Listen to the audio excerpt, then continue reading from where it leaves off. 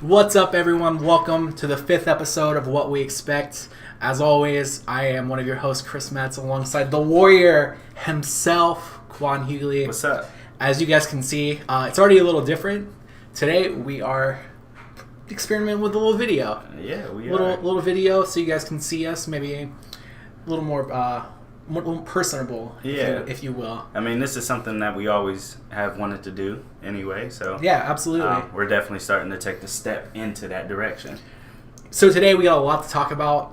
We hope everybody had an awesome Thanksgiving. As you guys are aware, we took the week off just to spend time with our families. Holidays can be very, very hectic. Yes. A lot happened on our break. It did. Survivor Series happened. Yes. NXT TakeOver happened. A very boring yet interesting Monday Night Raw happened. I had to throw that out there. The four horsewomen happened. Yeah, that's going to be that has the potential to be very, very, very big. It really does. And I'm excited.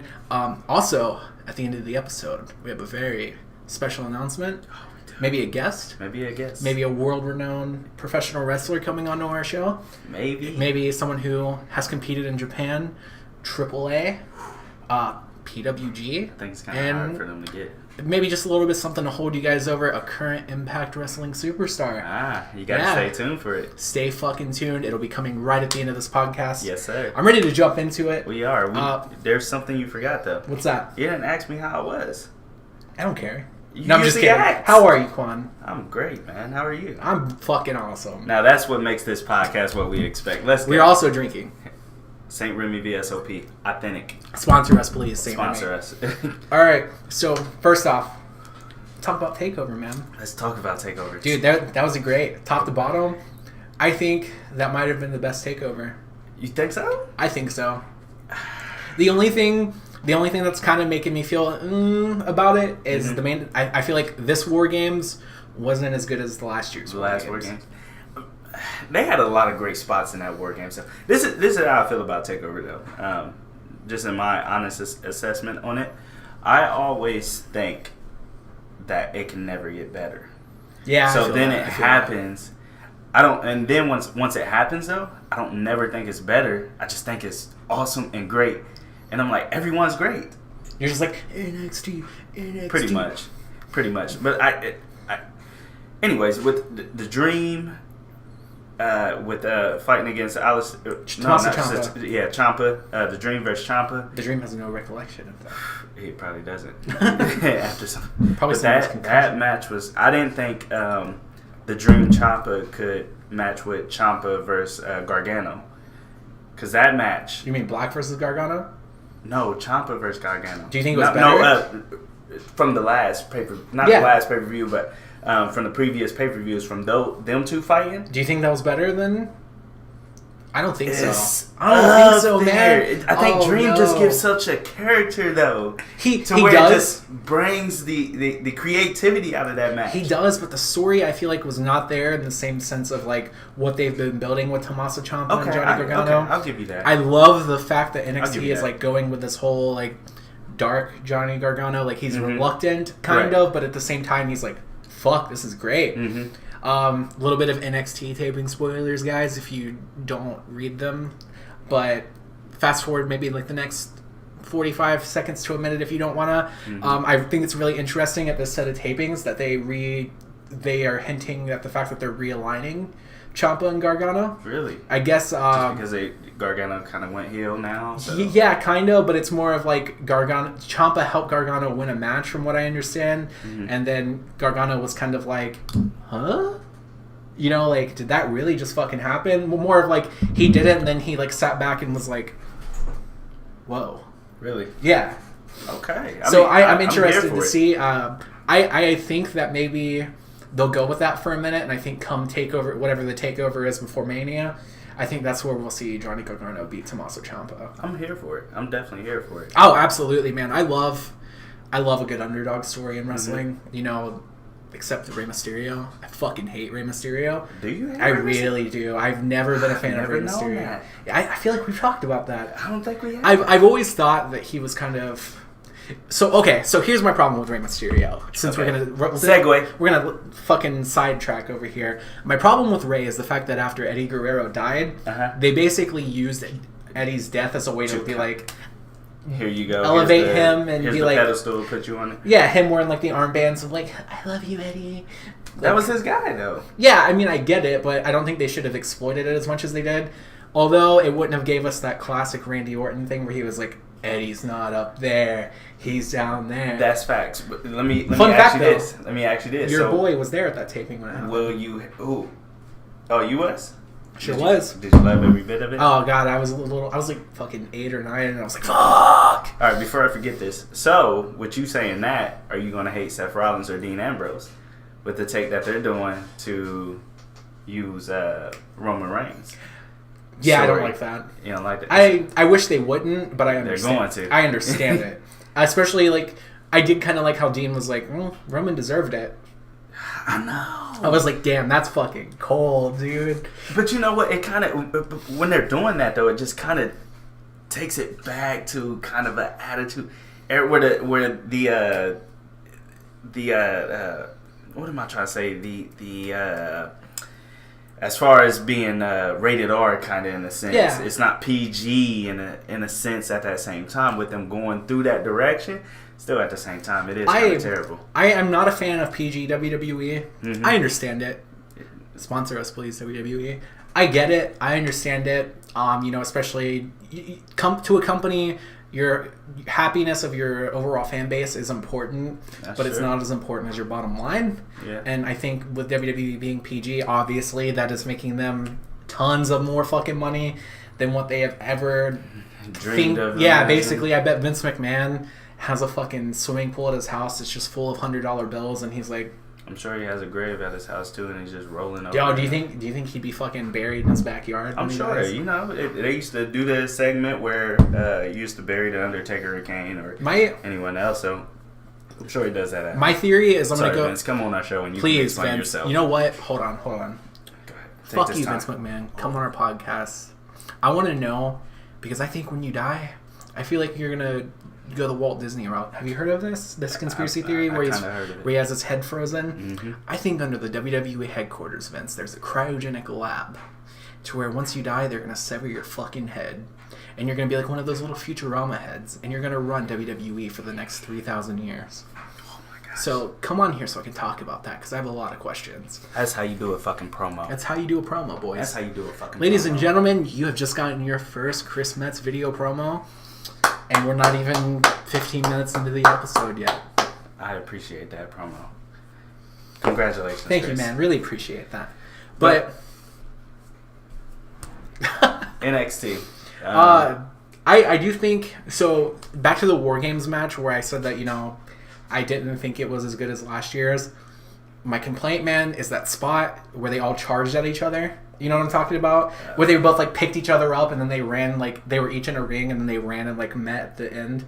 And stare down. Yep. I was like, come on. Oh yeah, right. Where both of them was coming up under the ropes from each ring. Yeah, where they were like leaning in and they were like. Yeah. Yeah, I hated that. You hated that? I really did. I don't know. I don't know if I necessarily hated it, but I get where you're coming from. To me, I was just like, come on, that's kind of cheesy. Kind of cheesy. It was very like late '90s WCW. I felt like. But other than that, though, the match was fucking awesome. Oh yeah, I agree. I liked the fact that they all had like matching attires, which like really made me think that they were like a team.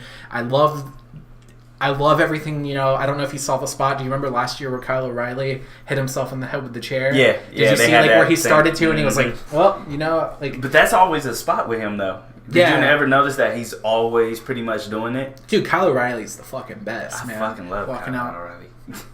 That's what I always think of. Did you see where the one where he was like tuning the guitar? That's what the bell. He was like, hey, listen, the Undisputed Group, man.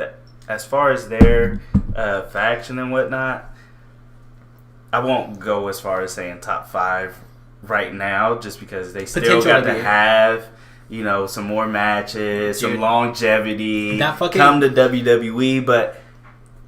If they do, they're cracking my top 5 easily already. Easily, I can't put them in there just because I gotta show some respect to my top 5 factions. But if they keep going, did we ever talk about that? Because remember there was that graphic that they put on Instagram where it was the top 5 factions, and you texted it to me, and I was just like, you know, at WWE, I think they just want to get a rise. They just, yeah, I think that's what it is, and they kind of just want everybody to talk about what's current instead of, you know, damn what's the WWE. Fuck you, Vince McMahon. Just want to get Triple a H, rise you're out of pretty cool. people. You're pretty cool though. Yeah, Triple H, you are pretty cool. You're more than welcome to come on our podcast. I love the NXT, man. You're doing a great job, and I love that you're always there.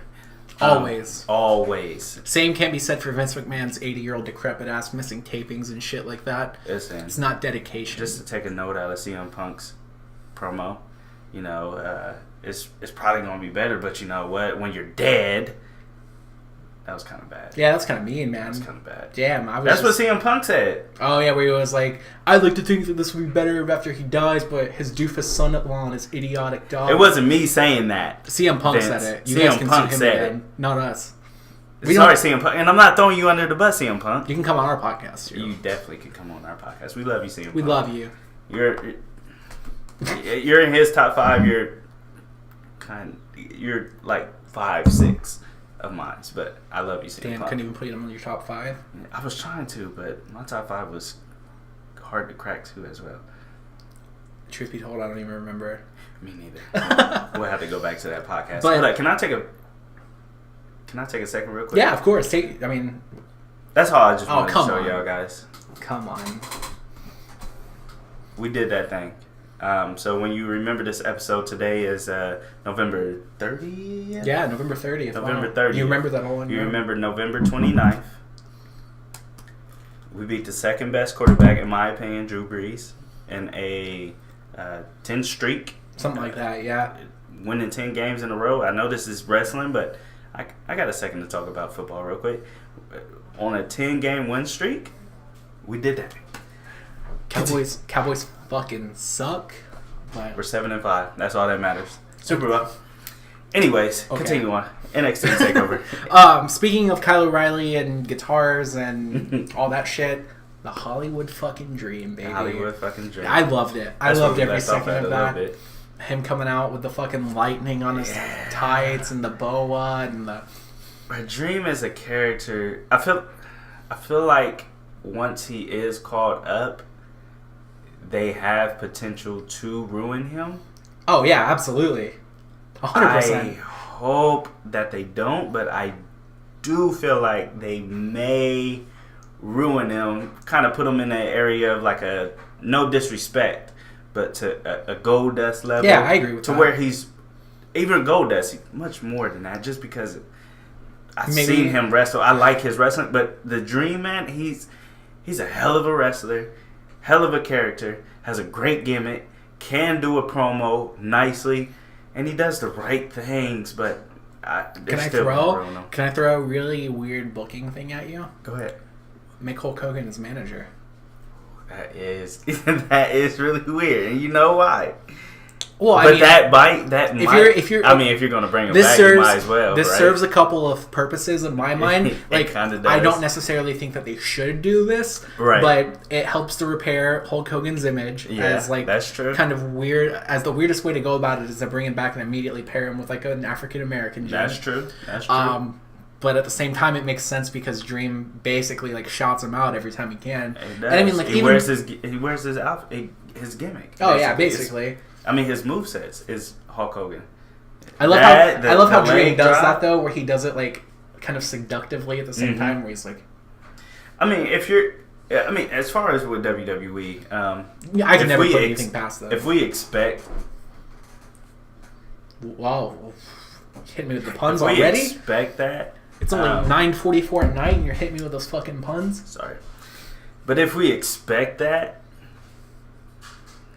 That is something that they would do. So, oh yeah, I agree. I think it's something they would do, but I don't think it's something they should do.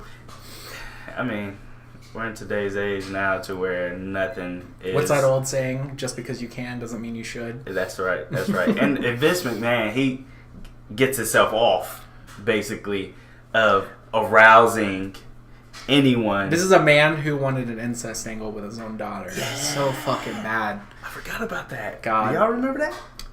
Wow. That shit crazy. It really is. Oh man, like late 90s WWE was fucking something else. Nah, it definitely was. Next match. Gargano versus Black. Hold on, let's do that next. Can we do the Kairi Sane versus Shayna Baszler? And I don't really feel like there's anything to talk about there. Bro, that match was awesome. It was good. Feminist. No, it's nothing like against Sexist. that. I think those two can do better. I just don't like. I don't like 2 out of 3 falls matches where like the first fall comes like right away. Makes sense. But I thought that match was pretty well it was put good. together, I think. So. It was good, but I feel like I've definitely seen better women's wrestling at NXT TakeOver. Okay, this is what I think though too. Just with that match, just to give a quick. I love Kairi Sane though, and Shayna Baszler. Yeah, Shayna's cool. You're cool, Shayna. But Kairi Sane showed me a lot. Oh yeah, I think so. I didn't know she was that good. Dude, best fucking elbow drop in the goddamn business. She gets so high up in the air. It's like how she kind of flails herself, but yet she's like kind of in perfect like formation at the same time. Exactly. I think that she did it for me in that match because I was like, damn, Kairi Sane is really amazing. And then putting the space on with Shayna Baszler and all that, the match was fucking awesome at the end of the day. But we can move on to the next match. Okay, I mean, if you want to talk about it, but by all means, dude. Like, I thought it was a good match. Don't get me wrong, guys. I thought it was very good, but it just wasn't my favorite. Right. I feel like it wasn't really... There wasn't a lot to talk about because, Shayna Baszler won. Like, it wasn't... The only thing I could think of was, like, where the rest of the 4 horsewomen, Mrs. Roderick Strong and the other one came out. You don't remember that, was it a DDT, I think, on the outside ring? Outside on the... You mean on the hardest part of the ring? On the hardest part of the ring, Michael Cole. Thank you for that, Michael Cole. I think it was on the divider, wasn't it? Yeah, it was on the divider. But where Kairi Sane called Shayna Baszler on that part, I thought that move was awesome. I don't remember. You didn't really pay no attention to that match? I paid attention to it, but like... I don't know. It just didn't grip me. Maybe I'll go back and rewatch it. If I go back and rewatch it, I'll tweet about it at Metzilla_, and I'll let you guys know. If my opinion has changed, be honest with you, it probably didn't. Or I'll edit something into this video with like saying like update, like it did or didn't. Okay. Who knows? I'll take that. Okay. Segue. Gargano versus Black. This is one that I want to talk about. Like I wanted to talk about Gargano because versus Black. That whole MASH storytelling, with the way they pulled this out, like they made something so great out of something unexpected, like his injury that he had. Right. Man, it's so fucking good. It is. I feel like the storytelling, the match was great. A lot of fucking knees. I don't know if you noticed that, but those dudes were like throwing really hard knees at each other, like the whole match. Nah, they was hitting hard. That was a hard hitting match. They was putting everything on the line in that match. Yeah, I really felt like the desperation, of Gargano like trying to come back, and like I really felt the fact that they really try to drive in the fact that Johnny Gargano has basically like the heart of Shawn Michaels, where he just never gives up, like he never stays down. As JR would say, man's got the heart the size of Texas, but. I loved it. Specifically, like I want to call it the end, where the end of those. The end of the match. Okay. Okay, gotcha. The end of the match where Gargano wasn't staying down, and Aleister Black was like, "What did he say to him?" He said he hit him with a black mass, and then right before he did it again, Gargano was like saying something to him. I don't remember, and then he was like, "I absolve you of all your sins," and then Black like kicked him in the head, and I was like, "That." Is fucking great. I love it.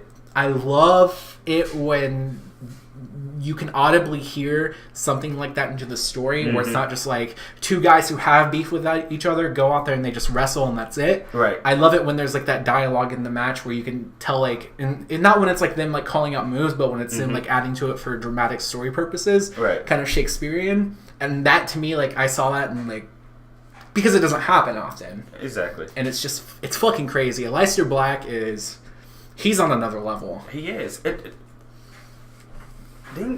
Aleister Black, have you always liked him? No, I have not. It took me a while to grow on him. Because we was talking about this. I think we talked about this on an episode before, and you didn't really, I mean, not necessarily saying that you didn't care about Aleister Black, but he had never done anything prior to that make me think that he's something other than a dude who just does cool moves. And I was telling you, that really turned me around on him. And because you would think like I would love this guy because he has the look like basically that I have, you know, tattoos, wears blackcraft, and likes death metal and shit like that.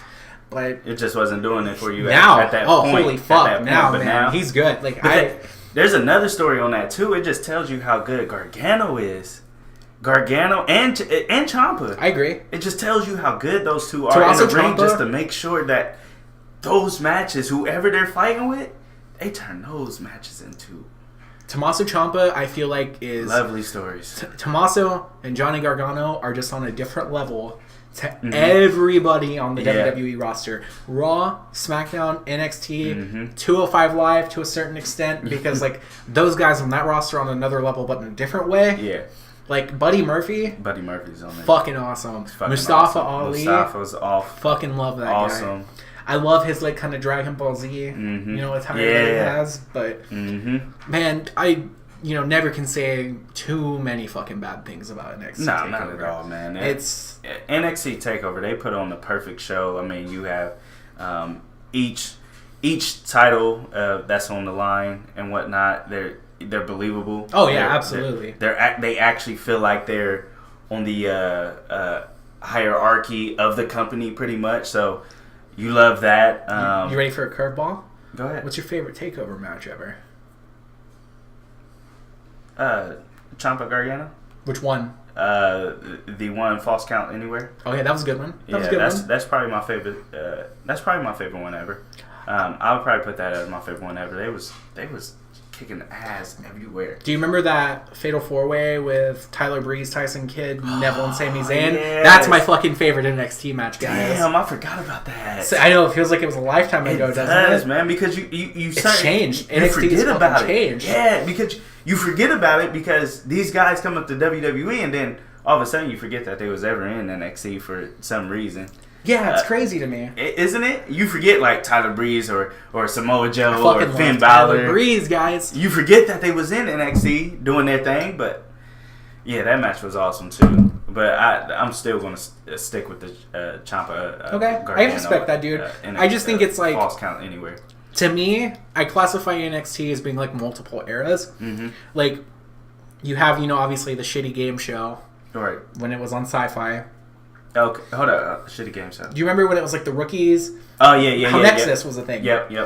And then you have, when it was on Hulu and shit, when Seth Rollins was there. Yep. And then you have like the beginning of the WWE Network. And I feel like that era kind of ends once Finn Balor comes in. Because like I feel like Finn Balor and like Hideo Itami and Samoa Joe and like Nakamura and Bobby Roode, I feel like those guys really help, and like they took NXT from being like, okay, this is developmental with some indie guys, to being like, this is just its own thing. Like, it's almost to where it's like NXT isn't...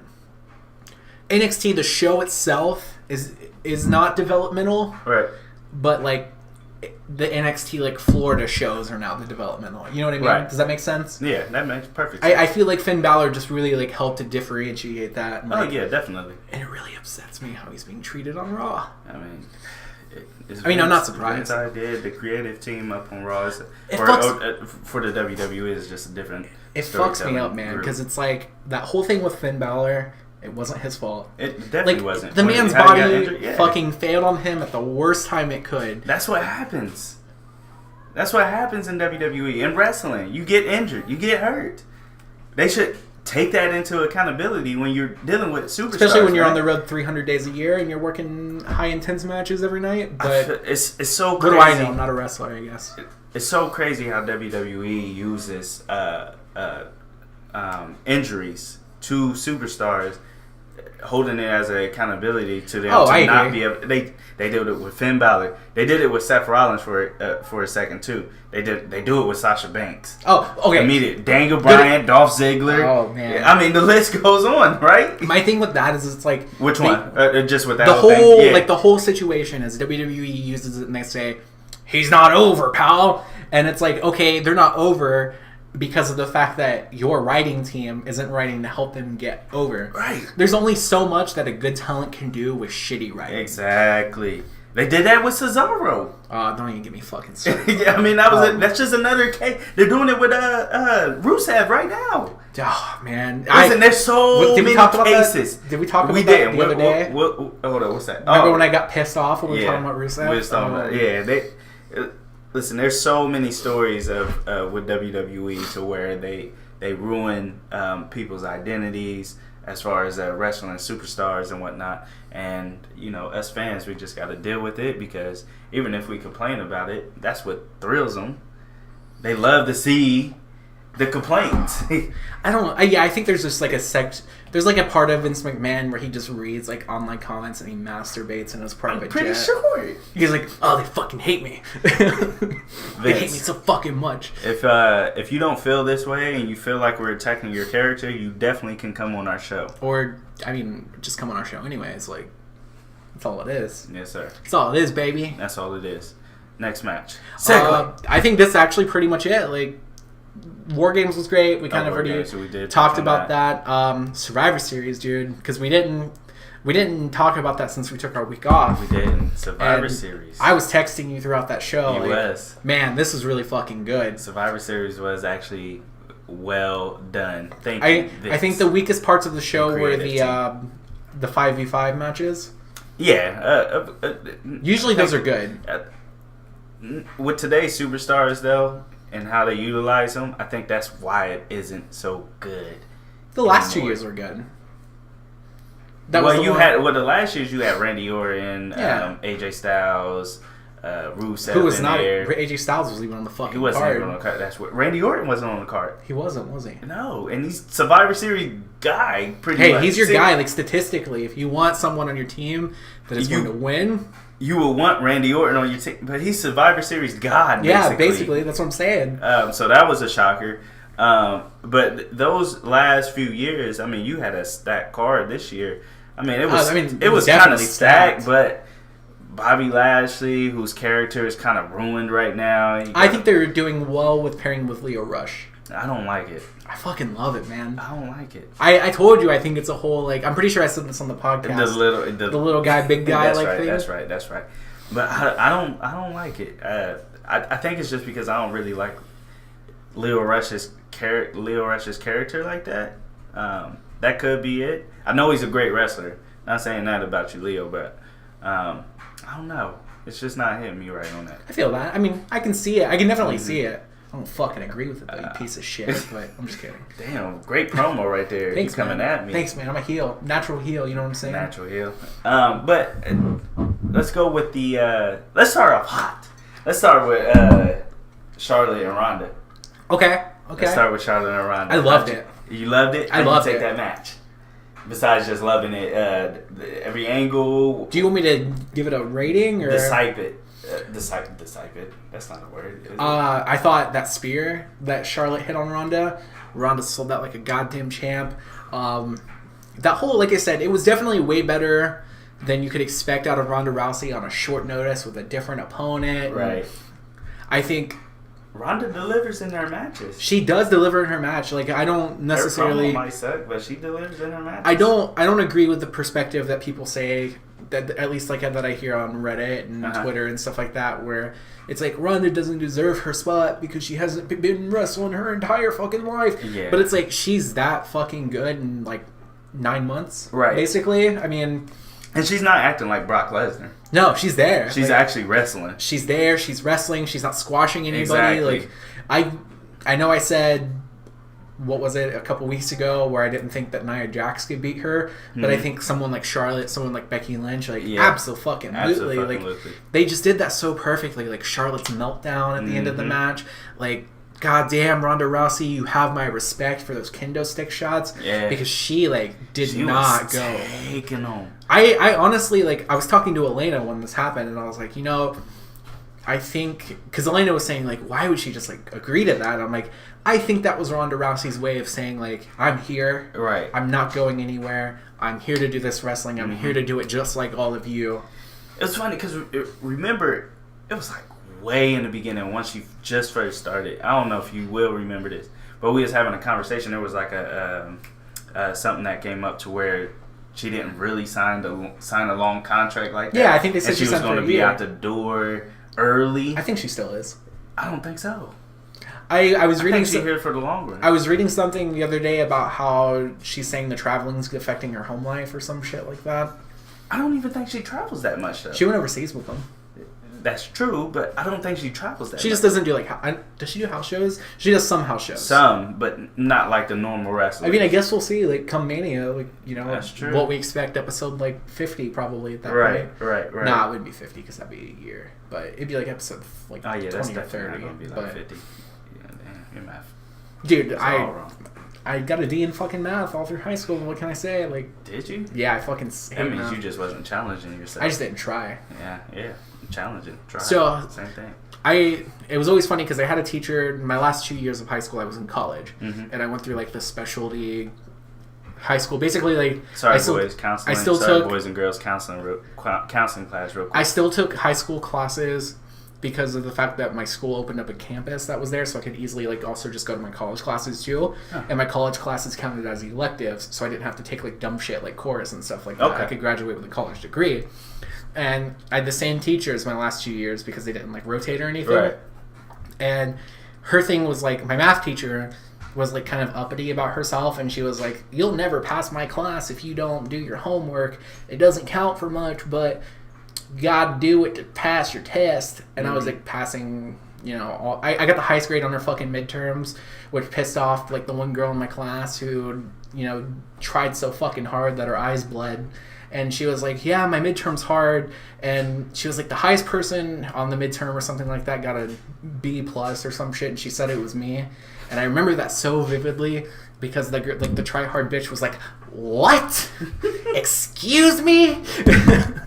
But anyways, off fucking topic. Off topic there. Counseling class, guys. Dude, my high school days were fucking great. I definitely want to talk about Brock and Daniel Bryan. Oh, yeah, for sure. That was good. That was I was watching this and I was like, fuck, they're going to squash him. And then it just turned around like, god damn, it's so good. It reminds me of why Daniel Bryan is Daniel fucking Bryan, man. Like, it was funny. You text me and my stepdad text me. I remember pretty much at the same time. Wasn't it like, oh no, and then like, wait, never mind. Yeah, basically, both of y'all was like, well, he ended up, because he didn't text me if like, oh yeah, this match about to be fucking over. He ended up texting me. He was just like, dude, this match is an instant classic. I was like, really? Did you see Brock? And but I ended up watching it, and I was like, what the fuck do you mean instant classic? Yeah. But I was like, I knew for some reason it probably is, but at the same time, I was like, how is this? I know there's going to be something that happens, but I'm like, how is this? That character from Daniel Bryan, people forget Daniel Bryan was a great heel. I think it was also as good as it was because Daniel Bryan's like had that match in his head for years. You know? Yeah. Like since he was forced to retire, he's always said like, I know what I want to do against Brock Lesnar. He was supposed I want to come back to wrestle against Brock Lesnar. Like I know the type of match that I want to have with him. He was supposed to have that match a while ago. So, but with that match, man, it was great. I love the antics that he was doing. Oh, dude, so good. I mean, did you see Brock toying with him? Did you see Brock tell the guy to shut the fuck up in the crowd? Did I? Maybe, So, possibly. a little background with that. Can't really remember. If you guys are video game people like myself, Kinda Funny, you know, patreon.com/kindafunny where you can support them for $1. Mm-hmm. I love those guys. They're very, very good channel. Those guys are very entertaining. But the guy yelling that was Kinda Funny's very own Greg Miller. Really? Who is probably the biggest video game personality out there. He's the one who does all the big PlayStation stuff. Mm-hmm. Like when they do their big announcements and stuff like that, he's always the one who's like there and kind of like leading on the thing and like at Comic Cons and stuff. Right. But he was front row and like I was listening to him talk about it earlier, and he was like basically every time the mic would come around him, he was like trying to be he was like saying like I'm trying to be that fan that like adds to it instead of being that there, and he was like screaming, "Come on, Brock, end him now!" And you can like hear it very loud because he is not a quiet guy in general, and Brock was like, "Shut the fuck up." Don't want to piss off the beast. Oh my god, dude! If I said that to Brock and he told me to shut the fuck up, I'd just be like, "Yes, sir. Yes, sir. I'm sorry, sir." Listen. He I come will out and be never like, say it ever again. "Don't make me sir you." Like just Brock. Sir. See, I think you're Brock Lesnar. See, there you go. And then sir, eats like 5 hours. Nah. But yeah, as far as that match though, man, that match had every implication from what it was going to start. Oh, it definitely could have sucked. What I expected was for it to suck. Is for it to suck. You can be honest with me. I thought he was going to squash. Oh yeah, I did too. I thought he was going to squash Daniel Bryan. But Daniel Bryan put up a hell of a match. The antics that he pulled, his character. You mean when he was like running around the ring? And it's kind of like Ciampa's character in a sense. Just toned down. Daniel Bryan's is just like not like Ciampa, but as far as the character of like my precious from Lord of the Rings. Yeah. It's kind of in a sense of those two are in a sense kind of the same. I agree with that. But it's just Daniel Bryan's a little more hairier. I don't know. Ciampa's got a glorious fucking beard, man. Oh yeah, he do. Dude, he's got that fucking banging. I want that. You know what? I think it's because it is. He's bald. That's it's bald. Yep, that's what it is. But it was a great match. As Reddit affectionately, they don't say his name. They just said that bald motherfucker. Do they? Yeah, it's so funny. But yeah, that match, it gets I would say A minus. I'd say A minus. I'm gonna become Big Papa Dave Meltzer here, and I'm gonna give it 4.25 stars. Ooh. Okay. Shinsuke and Seth Rollins. What do you think about that? That match was great. Oh, actually. I agree. That match was great. That was a very slow, methodical, Japanese style. It was almost in the same vein as like him and AJ. Yeah. But I feel like him and Seth mesh better than him and AJ. They definitely did. I think Shinsuke AJ didn't mesh well just because of the how they need to wrestle in WWE. Yeah, I agree with that. I think they both adapted as far as Shinsuke and Seth Rollins. I think they both adapted well under the rules together. You and I have talked about this before, where it was like, I feel like if they would have gave like Shinsuke and AJ like 15 more minutes, then it would have been perfect. Yeah. As far as their match though, I wanted Shinsuke to win though. I didn't want Seth Rollins to win. I wanted Shinsuke to win. It makes sense to have Seth Rollins win though. It does make sense, but I definitely wanted him to win. Especially with you consider like the fact that there's been murmurs of them wanting him to like face Brock at Mania. Like it makes sense, but that's cool and all, but just don't make it like Shinsuke is a pushover. This is the reason they didn't why really it was still competitive. But this is the reason why I wanted him to win, is because he had a lot on his mind. Seth Rollins dealing with Dean Ambrose. Pretty much. I think they throw that out for Survivor Series. I think they didn't, because a lot of the shit that they do doesn't make sense anyways. Like the whole like Raw versus SmackDown shit. Like what do they call it when the fucking the SmackDown guys come over? What do they call that shit? The Under Siege. That's what it was. Yeah. But they kept asking him the question like, you got Dean Ambrose on your mind, how are you gonna focus? And I'm like, dude, Shinsuke Nakamura is a player. Why are you even asking these questions? Yeah, New Japan's Shinsuke is. So that's why I wanted Shinsuke to go ahead and not squash him, but be the that'd have been some shit. Decisive winner. They should have did that like that. But as far as that match, I give it a B. A B. I'm gonna go a little bit more generous with you. I'd give it 4.5. 4.5. Absolutely. Oh, didn't you just give the last match a 4.5? 4.25, baby. 4.25. That's right. 4.25. Quarter. Okay. Yeah. Takeover matches. Ciampa and Dream. I'd say 4.5. 4.5. Gargano and Black. I give that a full fucking 5, baby. I'm giving both of those a 5. Yeah, I think it can go either way. Yeah, I'm giving both of those a 5. The War Games, I'm giving it a 4. 4.25. 4.25. Let me go by. Actually, you're doing 4. The numbers. Let me keep on my letters. I'm going to 3.25. Let me keep on my letters. So with the Ciampa Dream match, I'm going to give that a plus, of course. Okay. Same with the Aleister Black and Gargano. That's an A plus to me. Don't care if you disagree or not. Fuck you if you disagree. You're right there with me. Always. The War Games, I'm going to give that a B plus. It's a B+ player. No, B. Sorry, B. Just not B+. B. Just a B. I was a little more generous just than a that, B. guys. Just a B. War Games, I'm giving it a B. Even though Ricochet had a great shot. I love Ricochet, man. Flipping that off the moonsault, top. or not the moonsault, it was a double moonsault almost. Double. It was almost a double. But damn, he's so athletic. He's so good, man. I can't wait for him to be on 205 Live. I'm joking, but I'm sure that's probably what it would be. It's probably going to happen. I can't wait for you to be on our show. Yeah, Ricochet, dude, come on. Holy shit, I almost forgot. We didn't even talk about Matt Riddle. Oh, shit, Matt Riddle. I fucking love Matt Riddle. Matt Riddle come down there with no shoes on. He's probably going to have to put on shoes. Rusev used to do that. He broke his fucking foot. He broke his fucking foot. So Matt Riddle, I advise to put on Did fucking you know shoes. Matt Riddle follows your boy on Twitter? Does he? He does. Ooh. He liked one of my tweets the other day. Good job, Matt Riddle. Matt Riddle, you're fucking awesome.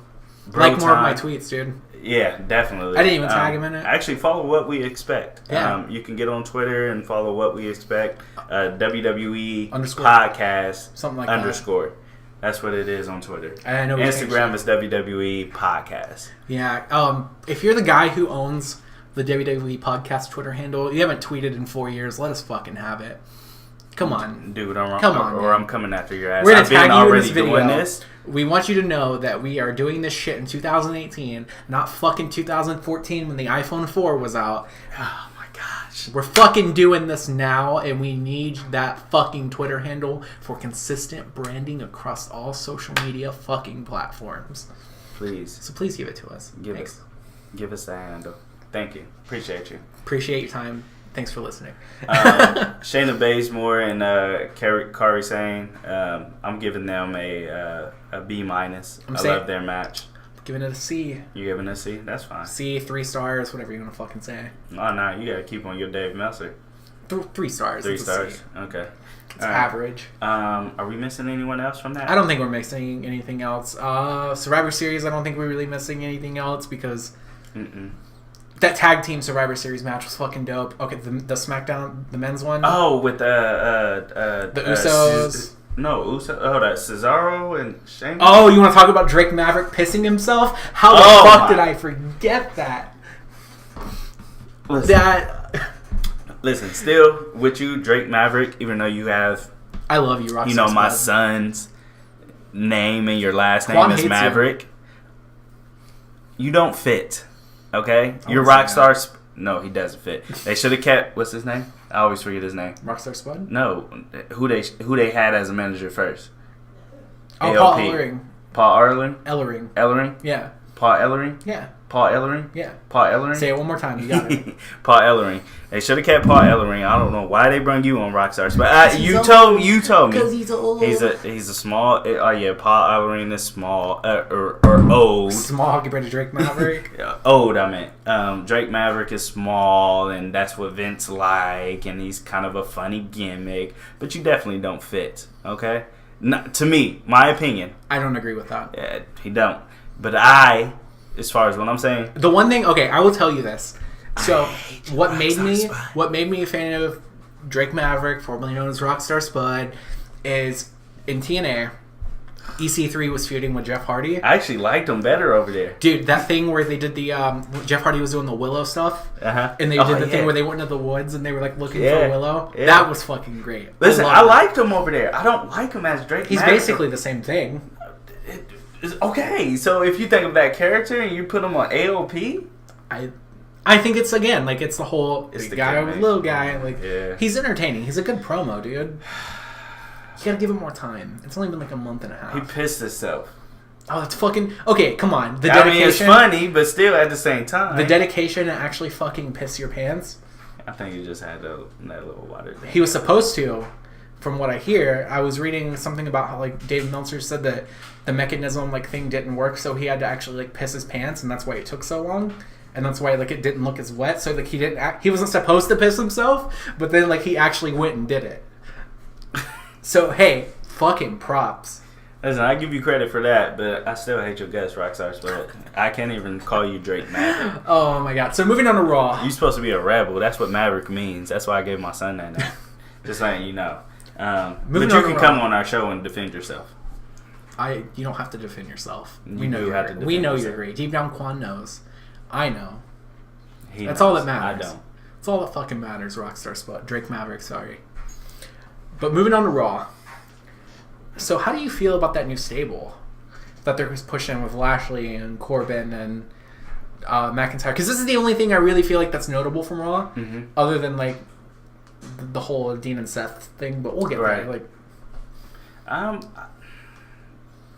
don't really know. It just seems like they're just throwing factions in together here and there. I like that though, especially with how I'm not sure if I like the pairing, but I like the fact that WWE is always like so anti-faction, right?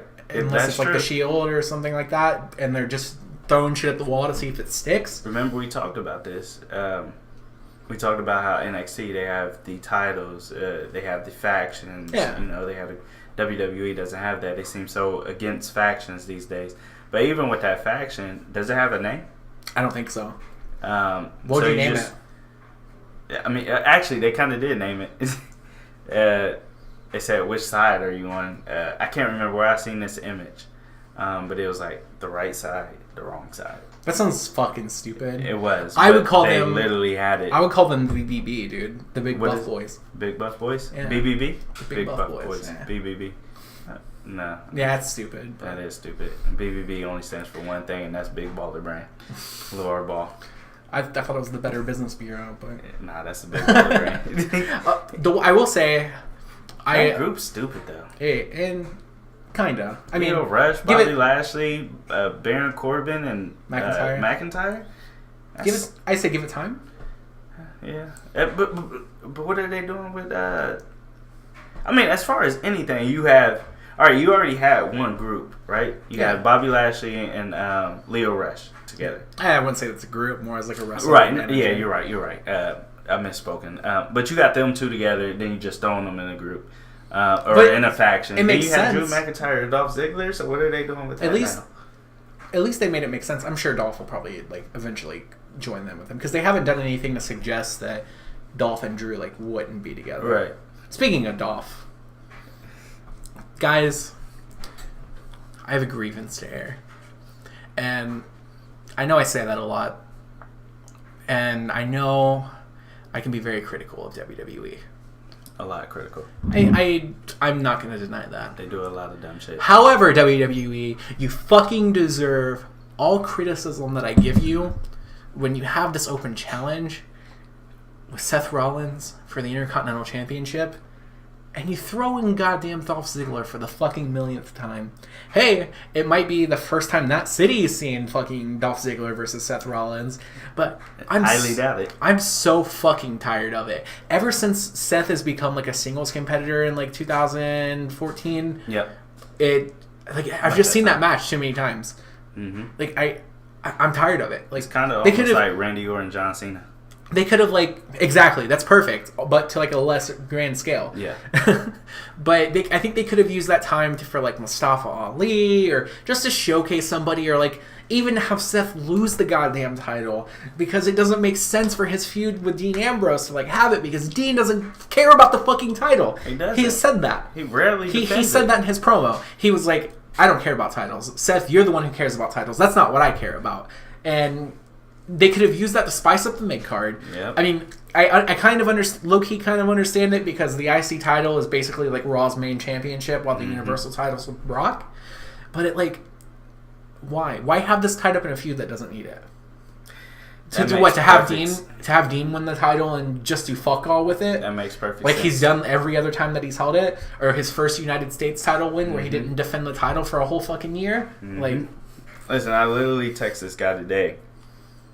I didn't realize Seth Rollins has held this title for 215 plus days. 215 since Mania, right? Why I say 215 plus days? Why not? Because it's still going. Nah, I guess so. Okay. But 215 plus days? 215.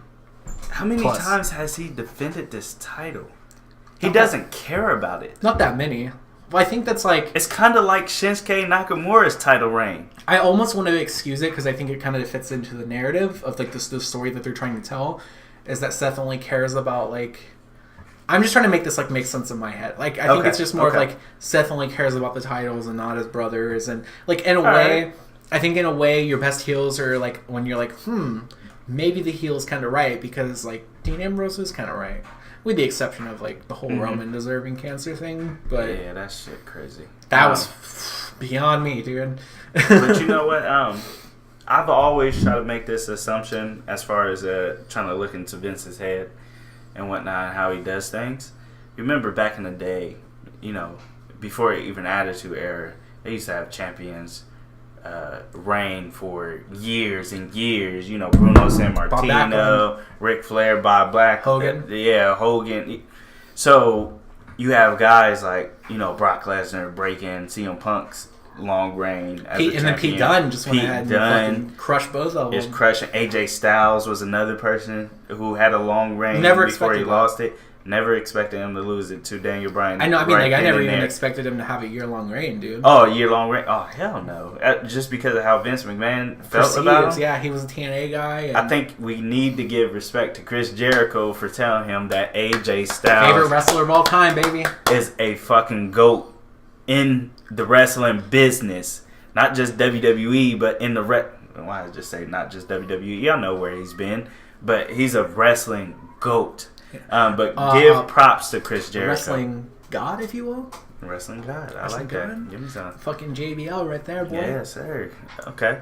But as far as those title reigns, that's how I look at it. And I think that's what Vince McMahon be looking at. Like, we need these guys to have these titles forever. And then they can lose it unexpectedly. Yeah, I think that. Like, a way to shake it up. I mean, I get it, because they've been really...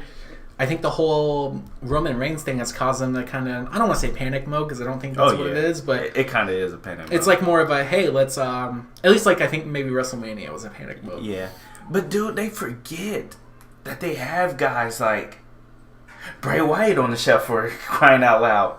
He's just been sitting there. But what did he do when he wasn't on the show? But remember, it was him and Roman Reigns having that feud here and there always, pretty much. They was like they was kind of like, you know, the Seth Rollins, Dolph, or the John Cena, Randy Orton, because they had so many matches just coming together. But you got a guy like him sitting on the shelf, you know. Then you send Samoa Joe over to SmackDown when you had him over there. You know, you have other guys like... they send Joe to SmackDown just to have him fucking lose all the time. Yeah, it doesn't make sense. But, you know, just a plug. Go ahead and make me part of your creative team, WWE. I'll get you all together. I would fucking write circles around your guys. Oh, for sure. I'm not even going to lie about it. I'm not even like, this isn't a gimmick. This isn't my usual, like, trying to be angry. Mm-hmm. I would write fucking circles around those guys. And I get it. Like, it's not easy to write, like... all the TV that they do and deal with Vince McMahon, but at the same time, like... Because it is a weekly... I'd fucking episodic episode. I know it. I'd crush it. That didn't sound right, actually. Episodic the longest running weekly episodic television show in history. Remember we looked that up? That shit was funny. Oh my god. That's not true, guys, by the way. Simpsons. It's true under their circumstances. Yeah. As far as wrestling, entertainment, variety show. That's why. Because like CBS News beats that. The Simpsons beat that. It's all fucking. It's from a point of view basically. They get it under a technicality. You're using that Eddie Guerrero thing. What's that? I lie. Oh yeah, WWE does nothing but lie. I lie. I cheat. I steal. But Vince does all of that. Exactly. But you can come on our show and defend yourself. If you want. You don't have to defend yourself. I mean, you could just tell it to a bunch of fuckwads and leave. That's true. That's all. I just want that clout, baby. Mm-hmm. So, speaking of titles and, you know, the Universal Championship, I'm hearing the rumbling, and we touched briefly with this earlier. Seth and Brock at Mania. What do you think about that? He's thinking, guys. I am thinking. Don't see the smoke coming out of his head, but... I like it. I do too. I like it. I hope it's... My only thing was, like, the dynamic is different this time, where Seth isn't the heel. Right.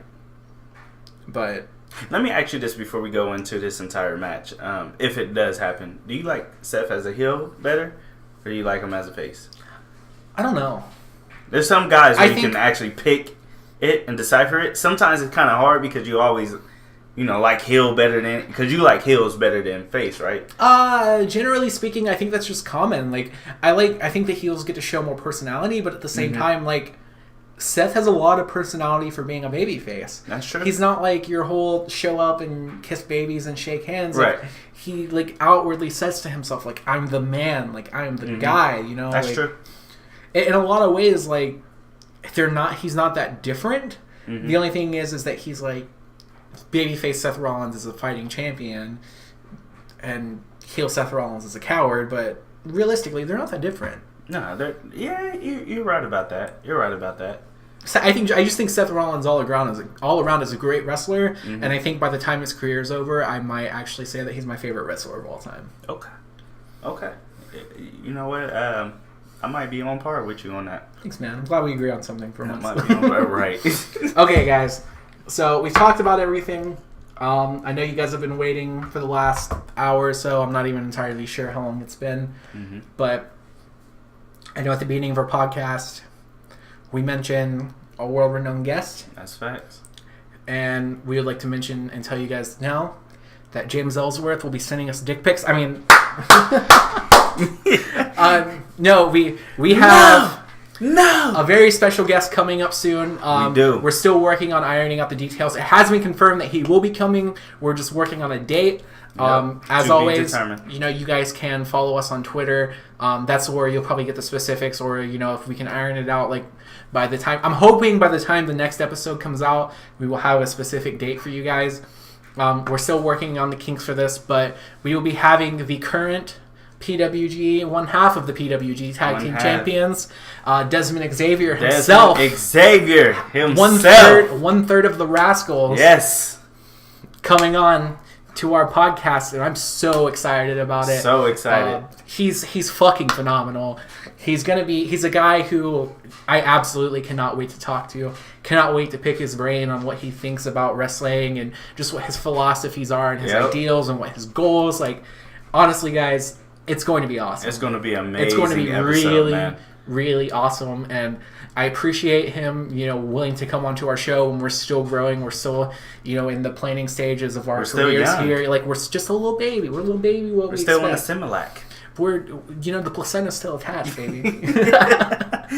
But I'm so happy that he is giving us some of his time to come on our show. He has a busy schedule. He's traveling the world currently right now, so that's the reason why we're still ironing out just came from Japan. Just impacted. Just debuted on Impact Wrestling with the Rascal. He did make an impact. Him and his entire group. So it's definitely going to be awesome once we do have him on our show and we're able to speak to him and grab some of the energy that he does have as far as the wrestling business. We're probably gonna I'm just going to let you guys know too. We're probably going to talk about some anime. Oh yeah, definitely. Because he's a huge anime freak. Just definitely going to talk about Dragon Ball Z a couple times. Definitely Dragon Ball Z. We love it. Thank you guys. I really appreciate you sticking with us, even if it was just to find out that Desmond himself is going to be here. As always, you can follow me on Twitter at Metzilla_, and you can follow Quan at Rock Out with Smith. At fucking Rock Out with Smith. And as far as no the H, by the way. It's WWE Podcast _ on Twitter. On Twitter. And then on the gram, you can get us at WWE Podcast. And then as Facebook, it's what we expect. It's what we expect. That's right. Thank you again, guys. We appreciate it. We appreciate all you guys listening to us ramble and discuss about this wacky fucking sport that we love. Hate. Love, hate. Yeah, it's a love-hate with WWE, but with, as far as everything else? I love it. Fucking love it. The wrestling as its whole is just in a period of just greatness to where, like, all these streaming services around and so much wrestling is accessible to everybody. And I know, I always feel bad because I feel like we don't ever really touch on anything but WWE, but I feel like that kind of eats up our time. And I would definitely love to talk more about, maybe just taking an episode to talk about, like, New Japan and PWG and AAA and all that stuff. But again, thank you for listening to us ramble. And as well, if you do feel that we need to speak about anything else, feel free to comment into our section. Please, and let us know. Let us know. Send us a direct message on Twitter. Our DMs are open. Message us on Facebook. We might be a little bit slower to respond there, but we'll definitely see it if you message us on Twitter. Definitely. Send us some stuff on Instagram. Send us some questions that you have. Just overall thoughts. I would love to be able to take you guys' feedback and read it on air. And jokingly, we say we'll tell you to go fuck yourself, but we would love to be able to interact with you guys. But yeah, I think that's all we have for this week. Thank you so much for tuning in to the 5th episode of What We Expect. Again, keep a lookout on Twitter in the coming days, weeks, so that way we can definitely let you guys know when Desmond will be on the podcast. Have a good Christmas, guys. Peace.